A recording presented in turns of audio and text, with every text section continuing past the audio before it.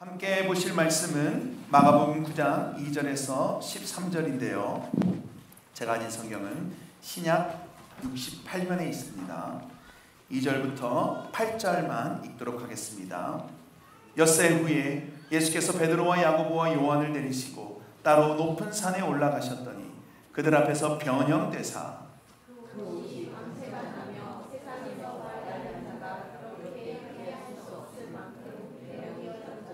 이에 엘리야가 모세와 함께 그들에게 나타나 예수와 더불어 말하거늘 베드로가 예수께 말하되 라비여 우리가 여기 있는 것이 싸우니 우리가 초막셋을 때 하나는 주를 위하여 하나는 모세를 위하여 하나는 엘리야를 위하여 하사이다. 이는 그들이 몹시 무서워하므로 그가 무슨 말을 할지 알지 못함이더라. 마침 구름이 와서 그들을 덮으며 구름 속에서 소리가 나되 이는 내 사랑하는 아들이니 너희는 그의 말을 들으라 하는지라. 함께요. 문득 둘러보니 아무도 보이지 아니하고 오직 예수와 자기들 뿐이었더라. 아멘. 우리 앉으시면서 은혜를 사모합시다. 네, 여러분 한 주간 평안하셨습니까? 또 이렇게 몸이 좀 회복되셔서 다시 이렇게 얼굴 뵙게 돼서 너무 반갑고, 또 다른 분들도 아파서 오늘 못 오신 분도 있는데 우리 아프지 말고 함께 신앙생활을 기쁨과 감사로 했으면 좋겠습니다. 지난주 우리는 예수님의 너희는 나를 누구라고 하느냐? 라는 질문에 베드로가 주는 그리스도 신이다 라고 답하는 것을 보았습니다. 이 고백은 문자 그대로는 맞았지만 진정으로 주님이 어떤 분인지 어떤 그리스도이신지는 알지 못한 채 그냥 한 말이었죠.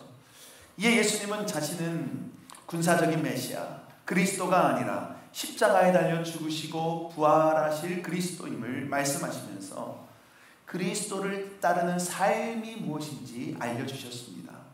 먼저는 자기를 부인하고요, 자기 십자가를 지는 것, 또한 주님과 복음을 위해 목숨을 잇는 것, 사명으로 살아가는 것이죠. 그리고 이 시대에서, 이 세대에서 예수님과 그분을 부끄러워하지 않는 것, 말씀대로 따르는 것, 그것이 바로 그리스도를 따르는 삶이었죠. 여러분, 예수님께서 제자들에게 하신 이 말씀을 지난주 우리에게도 동일하게 말씀해 주셨습니다. 그렇다면 지난 한 주 우리의 모습은 어떠하셨습니까? 그리스도를 따르며 사셨습니까? 혹시 지난주 설교가 그거였구나 라고 이제 생각나신 분이 계시다면, 또 우리에게 이런 한 주를 허락하셨으니 이번 주는 말씀으로 살아가는 은혜가 있기를 소원합니다. 그런 예수님의 그리스도와 또 그리스도를 따르는 삶에 대한 가르침은 9장 1절로 마무리되는데요. 우리 함께 9장 1절을 읽어볼까요? 시작. 또 그들에게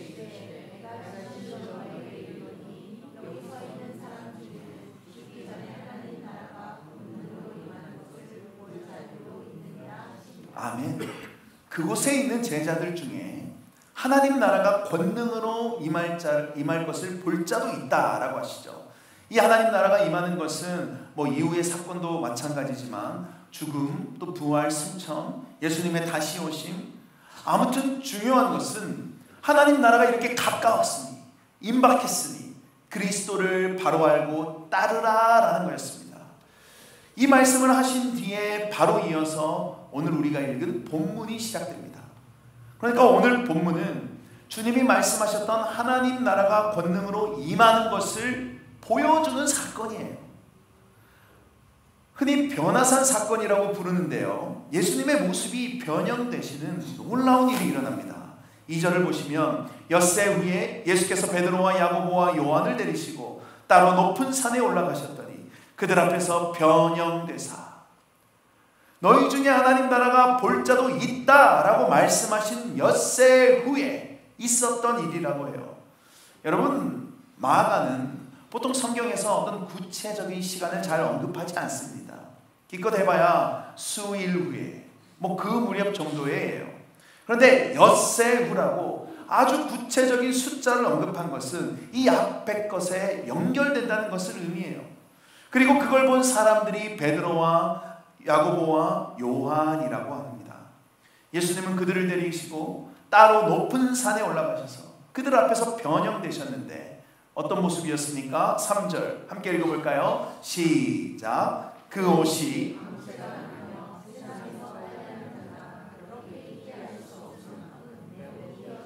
아멘. 예수님의 옷에 막 광채가 났고 엄청 하였다고 해요. 이것은 세상에서 빨래하는 자가, 우리 교회에서도 이제 세탁소를 운영하시는 분이 있는데 못하실 거예요. 분명히 그렇게 희귀할 수 없을 만큼 일하는 것은 세상 정도의 수준이 아니라는 겁니다. 초월적인 거라는 거예요. 신적인 존재라는 것을 가리키죠. 다니엘서 7장 9절에 내가 보니 왕자가 놓이고 옛적부터 항상 계시니가 좌정하셨는데 그의 옷은 희기가 눈 같고, 다니엘서에서 앞으로 오실 메시아의 모습을 표현하는 말씀인데요, 뭐라고 합니까? 희기가 눈 같고. 이처럼 오늘 본문의 예수님을 미리 가리키신 겁니다. 제자들 셋을 데리고 산에 올라가신 주님이 메시아의 모습을 보여주신 거예요. 그리고 거기에 더해서 엘리야, 모세가 함께 예수님과 나타나기까지 하는데 4절, 이 엘리야가 모세와 함께 그들에게 나타나 예수와 더불어 말하거늘. 이 일이 바로 우리가 알고 있는 변화산 사건이죠. 서두에서 말씀드렸듯이 이 변화산 사건은 하나님 나라가 권능으로 임하는 것을 그대로 보여주는 사건이에요. 구현시켜 주신 사건이에요. 그리고 이 하나님 나라가 임하는 장면에서 가장 중요한 포인트는 예수님이 어떤 모습으로 변했는지에 있지 않습니다. 뭐 생김새가 어떻게 바뀌셨고요, 그 다음에 얼마나 옷이 밝게 빛났는지, 옷은 얼마나 하였는지, 옷은 길이가 어땠는지, 이런 변화들의 초점이 있는 것이 아니라 하나님 나라는 하나님의 아들 예수 그리스도와 관련이 있다, 하나님 나라가 예수 그리스도다라는 것을 말씀하고 있는 거예요. 예수님께서 어떤 그리스도인지 알려주셨지만 무슨 소리냐라고 항변하는 영적으로 어두운 제자들에게 그리스도와 하나님 나라가 무엇인지 직접 구현시켜 주신 거예요. 그리고 엘리야와 모세 역시 그리스도이신 예수를 드러내주는 존재들로, 그걸 증거해주는 존재들로 등장한 거죠. 이렇게 이 변화산 사건은 하나님 나라가 권능으로 임한 현장이었습니다. 그렇다면 지금 이 순간이 얼마나 감격스럽고 영광스러웠을까요?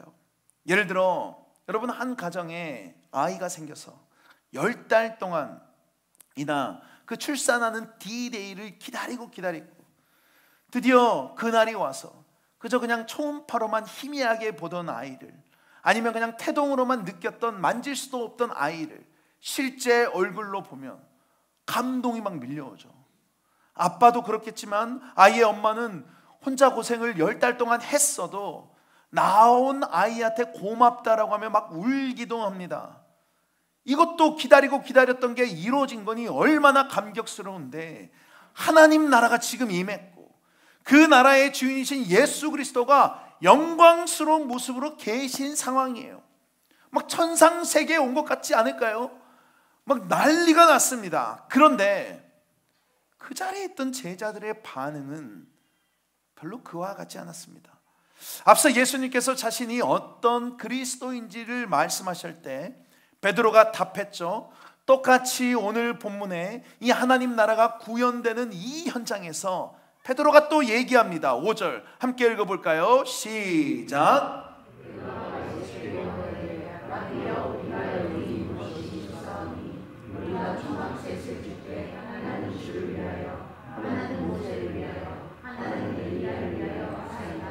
아멘. 이 말을 그냥 이렇게 들으면 좋아 보이는 말처럼 보이지만 몇 가지 굉장히 잘못된 부분들이 있어요. 가장 먼저요, 예수님을 뭐라고 부릅니까? 랍비요. 하나님 나라가 막 권능으로 임하는 상황에, 그래서 그 가운데서 빛나고 있는 그리스도에게, 메시아에게 랍비요, 선생님, 전혀 맞지 않는 호칭이죠. 또한 베드로가 예수님께 초막 셋을 짓겠다고 하는데, 이것은 이스라엘 사람들이 초막절이라는 절기를 보내면서 그 출애굽했던 시기를 기억하고 그와 같던 독립과 해방을 염원하면서 했던 행위였습니다. 레위기 23장 42절, 너희는 이랫동안 초막에 거주하되 이스라엘에서 난 자는 다 초막에 거주할지니. 그러니까 지금 베드로와 제자들은 와, 하나님 나라가 왔다, 해방이다, 초막을 짓자, 이런 거예요. 더 나아가 초막 셋을 짓겠다고 하는 것도 역시 예수님과 그리고 엘리야와 모세를 동급으로 보고 한 말입니다. 제자들은 아직도 깨닫지 못하고 있는 거예요. 귀로 들어도 눈으로 봐도 듣지 못하고 보지 못하고 있는 겁니다. 그래서 성경이 그들의 상황을 이렇게 말해요. 6절, 이는 그들이 몹시 무서워하므로 그가 무슨 말을 할지 알지 못함이더라. 무슨 말을 할지 알지 못하고 그냥 막 머릿속에 떠오르는 대로 막 얘기했다는 거예요. 이렇게 정신을 못 차리고 있는 그들에게 하늘에서 소리가 들리는데요. 7절은 한번 함께 읽어보겠습니다. 시작.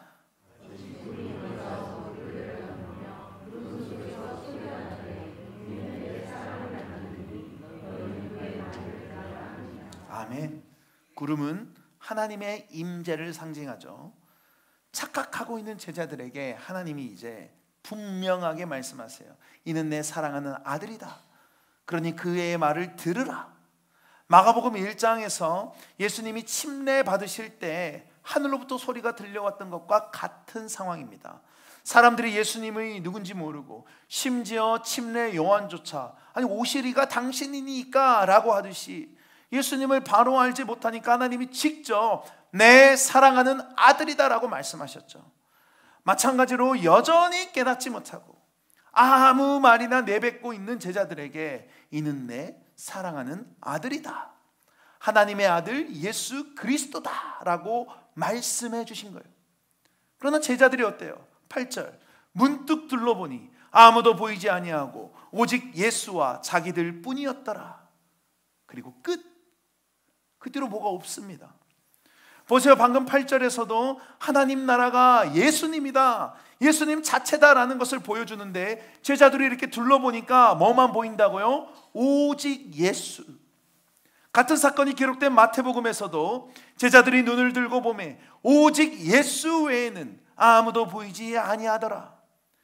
제자들은 예수님밖에 없는데 이런 생각이지만 성경은 오직 예수, 오직 예수라고 하면서 예수님을 이곳에서도 돋보이게 하고 있습니다. 누가복음 9장 36절에서도 소리가 그침에 오직 예수만 보이더라. 조금씩 성경에서 표현하는 건 다르지만 동일하게 분명한 건 하나예요. 오직 예수. 하나님 나라가 권능으로 임하는 것은 오직 예수다.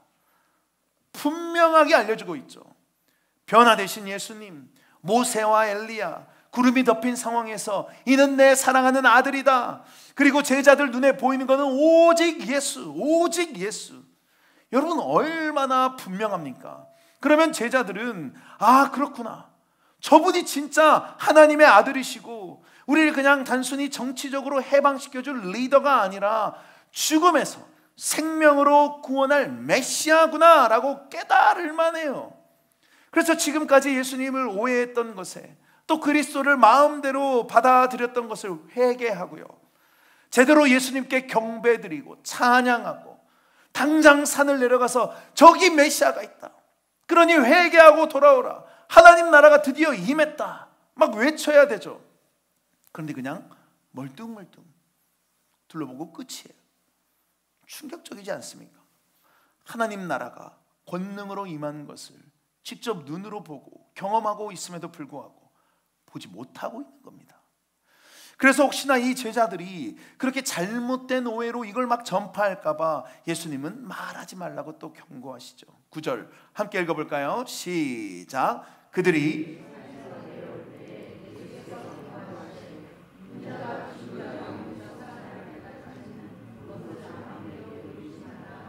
아멘. 여러분 불과 엿새 전, 그러니까 일주일도 안 돼서 십자가 사건을 예수님께서 이 사람들에게 진지하게 말씀하셨습니다. 야, 잘 들어봐.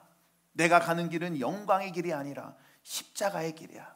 그래서 죽을 것이고 부활하고, 그래서 너희도 너희를 부인하고 십자가를 지고 나와 복음을 위해서 목숨을 잃고 이 세대에서 나와 내 말을 부끄러워하지 않는 진정한 그리스도를 따르는 삶을 살아라. 일주일도 안 된 사이에 그 얘기를 하셨어요. 그런데 그 엿새 후에 이제 그 말씀대로 하나님 나라가 권능으로 임하는 그 현장 가운데서 이런 반응을 보이고 있는 겁니다. 그렇다면 이 엿새 동안 제자들은 뭘 했다는 건가요? 어떻게 살았다는 겁니까? 예수님을 막 따라는 다녔겠지만 진정으로 그리스도를 따르는 삶을 살았다는 겁니까? 그렇게 예수님의 십자가 사명이 완수되기까지 9절의 표현대로라면 죽은 자 가운데서 다시 살아날 때까지는 본 것 말하지 말아라라고 말씀하신 거예요. 그런데 그에 대해서도 제자들이 어떻게 반응합니까? 10절, 그들이 이 말씀을 마음에 두며 서로 문의하되 죽은 자 가운데서 살아나는 것이 무엇일까 하고 전혀 이해하지 못하고 있어요.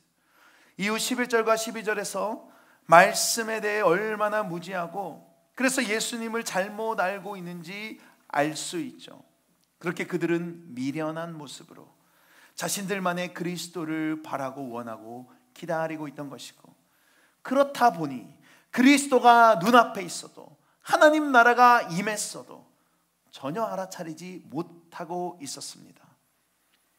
이렇게 오늘 본문은 예수님께서 그리스도를 따르는 삶에 대한 가르침 후에 너희 중에 하나님 나라가 권능으로 임하는 것을 볼 자도 있느니라, 그리고 그 말씀대로 변화산 사건으로 구현해 주신 일입니다.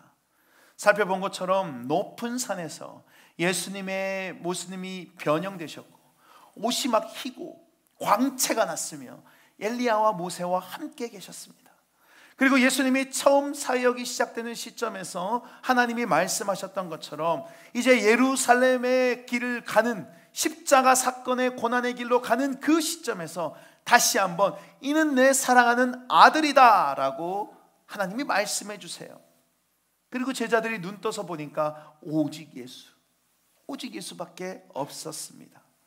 즉 오늘 본문인 이 변화산 사건은 하나님 나라를 예표하는 사건으로, 이 하나님 나라는 곧 예수 그리스도다, 이분이 진정한 메시아이고 하나님이다라는 것을 보여주는 일이에요. 그런데 그런 놀라운 현장에서 함께 있던 3명의 제자들은, 그나마 낫다고 하는 그 3명의 제자들은 하나님 나라 한복판에서 전혀 그런 것을 인식하지도 못하고, 그러니 누리지도 못하고 있었습니다. 그러니 하나님의 아들 예수 그리스도를 향해서 라삐어, 뜬금없이 초막 셋을 짓겠다고 하고 하나님의 말씀에 그저 멀뚱멀뚱 보고 있었던 것이죠. 예수님이, 그리스도 자체가 눈앞에 있음에도 불구하고 말이죠. 여러분, 놀랍게도 우리 삶에도 하나님 나라가 임했습니다. 믿으십니까? 누가복음 17장 21절 하반절에 하나님의 나라는 너희 안에 있느니라. 하나님 나라 그 자체이신 예수 그리스도가 십자가에서 죽으심으로 그 하나님 나라라는 것이 그저 먼 이야기, 어떤 그냥 사람들의 이야기가 아니라 이제 우리 삶의 실제라는 거예요. 오늘 본문의 변화산 사건처럼 말이죠. 그런데 혹시 우리는 이런 놀라운 현장인 매일의 하나님 나라가 임한 우리의 삶 가운데 오늘 본문의 제자들처럼 반응하고 있지는 않습니까? 제자들이 하나님의 아들 예수 그리스도에게 라삐어라고 하듯이 예수님은 기독교인으로서 어떻게 살아가야 할지를 알려주시는 분, 아주 좋은 롤 모델, 우리 기독교에서 큰 선생님 정도로 대하는 것이죠. 여러분, 제가 여러분에게 예수님은 선생님이십니까? 아니면 구원자, 주님이신가요? 여쭤보면 100이면 100, 누구나 다 구주이십니다, 구원자이십니다, 주님이십니다 라고 답하실 것 같아요. 혹시 아닐 수도 있으니까 한번 여쭤볼까요? 여러분에게 예수님은 선생님이십니까? 아니면 주님이십니까? 한 절반 정도 답하는 걸 보니 여쭤보길 잘했습니다. 그러면 진짜 여러분의 삶에서 예수님을 구주로, 주님으로 대하고 계신가요? 대답은 주님이십니다 라고 했지만 혹시 삶에서는 선생님처럼 여기고 있지는 않으십니까? 여러분, 선생님과 주님의 차이가 뭐죠? 학생은요, 선생님이 하신 말씀을 존경도 하고요, 예의도 갖춰가면서 잘 듣기도 하지만 결국 그 가르침을 받고 난 뒤에 받아들이는 거는 그 수업이 끝난 뒤에 그 학생한테 달려 있어요. 그래서 성적이 높은 사람도 있는 것이고 낮은 사람도 있는 거 아닌가요? 선생님의 가르침을 잘 듣고 배운 대로 행하는 사람은 A 학점을 받는 것이고, 별로 그 가르침에 흥미가 없어하고 안 따르는 사람은 F를 받는 거예요. 가르침을 주는 선생님은 선생님이고 이제 그 가르침을 받아들이고 따를 것인지는 학생한테 달려있는 거예요. 즉 가르침을 받는 내가 중심인 것이죠. 그러나 주인님의 가르침과 말씀에는 그렇게 할 수가 없습니다. 그냥 절대적인 순종이에요. 선생님처럼 내가 하고 싶으면 하고 안 하고 싶으면 안 하는 게 아니라 나는 없고 주인의 뜻만 있어요. 명령만 있어요. 내 목숨이 내 것이 아니라 주인님의 것이기 때문이죠. 그러니 뭐 선택사항이 어디 있겠습니까? 이렇게 볼 때 혹시 우리가 예수님을 중심으로 그분을 기준으로 살아가는 것이 아니라 내가 기준이 되고 내가 판단하고 내가 생각하고 내가 원하는 대로 살아간다면, 말은 예수님이 구원자입니다 라고 하셨지만 실제로는 예수님을 제자들처럼 랍비, 선생님 정도로 받아들이고 있는 것입니다. 그러니 우리가 어떤 모습을 보이죠? 내 입맛에 맞는 신앙생활을 하는 거예요. 이건 내가 할 만하니까 하고요, 저건 아직 불편하니까 안 하고요, 교회 안에서는 교회니까 열심으로 하고요, 교회 밖을 나가면 내 마음대로 삽니다. 왜요? 수업 끝났으니까요. 수업 끝났으니까 이제 내 마음대로 하는 거죠. 제자들이 예수님은 초막에 초자도 꺼내지 않으셨는데 마음대로 자기중심적으로 초막 셋을 짓는다고 이상한 말을 했던 것처럼 그냥 가르침과는 딴판으로 사는 거죠. 선생님이라면요. 그러나 예수님을 주님으로 믿고 따른다면 내가 중심이 아니라 주인 대신 주님이 중심되는 삶을 살아갑니다. 내 기준은 사라집니다. 모든 것이 주님의 뜻에 달려 있어요. 늘 물을 수밖에 없습니다. 주님이 원하시는 것인가? 아니면 내 생각인가? 하나님 나라가 임한 삶을 살고 있는 우리는 하나님 나라 그 자체이신 예수님을 랍비, 선생님으로 여기고 있진 않은지, 아니면 나의 구주, 주님으로 여기고 있는지, 이를 알 수 있는 방법은 간단합니다. 우리의 이 신앙생활을 통해서 누가 만족하느냐를 살펴보면 돼요. 저와 여러분의 신앙생활을 통해, 삶을 통해 누가 만족하고 있습니까? 예수님이 만족하시는가요? 아니면 내가 만족하고 있습니까? 나만 만족하고 있다면 그건 신앙생활이 아니라 취미생활이에요. 취미생활. 이 세상에서 괴롭게 취미생활하는 사람 아무도 없습니다. 좀 하다가 안 맞으면 그냥 안 할 수도 있는 게 취미생활이에요. 마치 이런 것과 같은데요, 제가 대학생 때 기타를 배워보려고, 여러분 기타 치면서 막 찬양도 앞에서 하고 그리고 기도하면서 기타 치고 얼마나 멋있습니까? 그래서 전문가한테 레슨을 받은 적이 있는데, 기타를 배워야 하니까 뭐가 필요하죠? 기타가 필요하죠. 네, 어려운 질문이 아닙니다, 여러분. 기타가 필요합니다. 보통 처음에 배우기 시작하면 연습이니까 완전 초짜잖아요. 그러니까 뭐 한 10만 원짜리, 뭐 100불짜리, 아니면 그것도 아니면 그냥 중고로 어디 그냥 구해가지고 배우기 시작합니다. 근데 저는 제대로 해봐야 될 거 아니에요. 남자가 한번 시작했으면. 그래서 처음부터 한 60만 원짜리를 샀습니다. 축구화는 한 30만 원짜리 막 사기도 했는데, 악기를 좋아하시는 분들에겐 죄송하지만 저는 악기에 그만큼 돈을 써본 적이 없어요. 악기 같은 거에는 관심이 없습니다.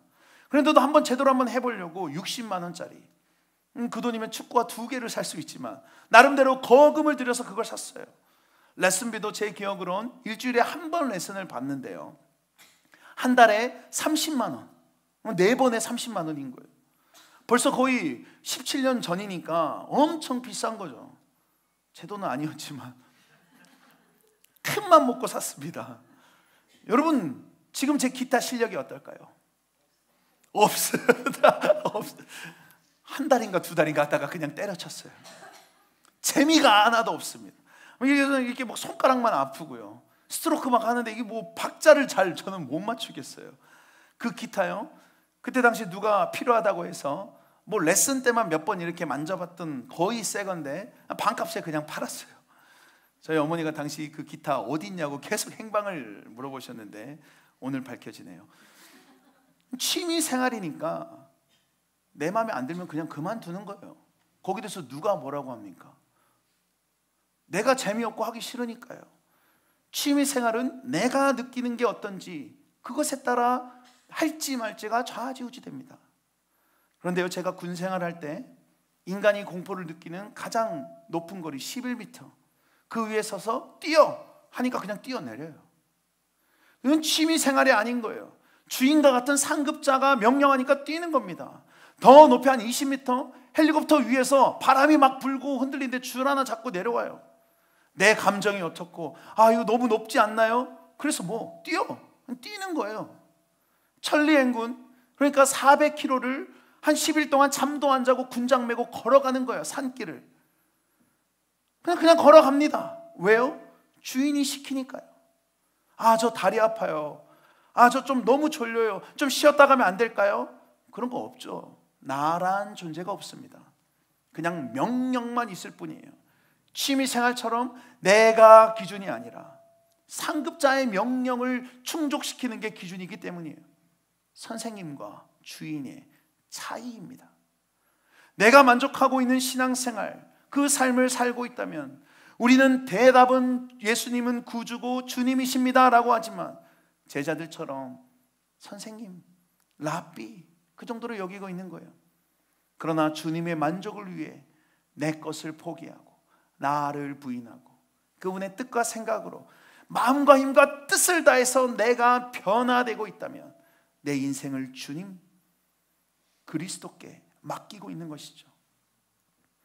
말씀을 마무리하겠습니다.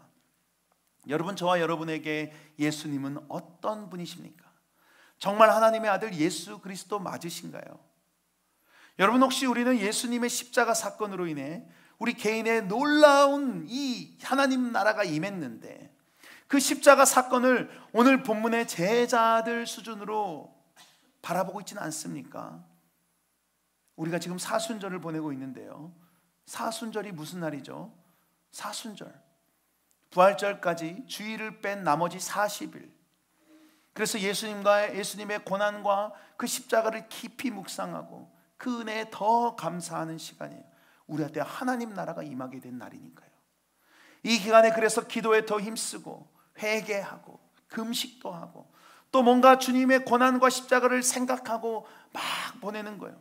그래서 어떤 교회는 이 40일 동안 특별 새벽 기도도 하고요, 사순절 성경 통독도 하고요, 또 저희 교회에서도 사순절 전체는 아니지만 고난주간에 특별 부흥회를 합니다. 왜 이렇게 합니까? 사순절의 끝이 부활인데 예수님의 그 십자가 죽음과 고난과 부활로 인해서 하나님 나라가 우리한테 임한 역사적인 일이기 때문이에요. 그런데 혹시 우리도 사순절이 그냥 매년 돌아오는 교회 절기 중에 하나, 이슬람에서 라마단 기간을 지키는 것처럼요, 자 우리도 사순절이다 이제 뭔가 해야지, 이 정도로 이해하진 않습니까? 사순절이 의미하듯이 예수 그리스도가 십자가의 죽으심과 부활로 하나님 나라가 나라는 인간한테 임했는데, 그래서 그 현장을 살아가고 있는데도 제자들이 하나님의 아들 예수 그리스도를 랍비여, 선생님 정도로 이해하고 불렀듯이 우리도 기독교에서 아주 중요하게 생각하는 인물, 그냥 예수님, 그래서 좀 기억해주고 기념해주는 정도로 생각하진 않냐는 거예요. 여러분, 하나님 나라가 우리한테 임했습니다. 우리는 저 암흑 속에 죽음 가운데 있었는데 이제 생명을 소유하게 됐다고요. 이 일 때문에요. 이 놀라운 사건을 예수라는 선생님이 오셔서 잘 들어봐 하고 알려주신 것이 아니라 하나님의 아들 예수 그리스도가 우리가 죽어야 할 십자가에서 죽으심으로 우리한테 하나님 나라가 임했다는 거예요. 그리고 구름 속에서 하나님께서 직접 이는 내 사랑하는 아들이라고 말씀하셨듯이 우리가 듣고 있는 이 성경 전체에서 이 그리스도가 너희의 주인이다, 그러니 하나님 나라가 너희한테 임했다라고 끊임없이 말씀하고 있습니다. 그 하나님 나라 가운데 오직 예수만 주인 되고 나타나고 있는 거예요. 그런데 우리는 멀뚱멀뚱 이 하나님 나라의 놀라운 사건에 별로 감흥이 없고 그냥 기계적으로 이 초막절을 기념해야 하나 보다 하고 제자들이 초막셋을 짓겠다고 한 것처럼 사순절에 하는 것들을 그런가 보다 하고 하는 것이죠. 부흥회가 있나 보다, 부활절 예배가 있나 보다, 이번 부활절에 뭘 하나. 아니에요 여러분, 그건 신앙이 아닙니다. 취미 생활인 거예요. 그래서 만족스러우면 좋았다, 이번엔 별로였어. 제가 기타 그만 듣고와 무슨 차이가 있습니까? 여러분, 예수님은 우리 인생을 죽음에서 생명으로 옮겨주신 분이세요. 그냥 좋은 가르침, 조언을 해주는 분이 아니라는 거예요. 취미생활로 교회생활 하고 신앙생활하는 것이 아니라 주인의 뜻이기 때문에 교회에 다닌 겁니다. 주인의 뜻이기 때문에 우리가 말씀을 읽고요, 주인이 바라는 거기 때문에 부흥회도 참석하고요, 새벽에 기도도 하고요, 하나님 앞에 나와서 봉사도 하는 거예요. 우리 목숨이 우리 것이 아니기 때문이죠.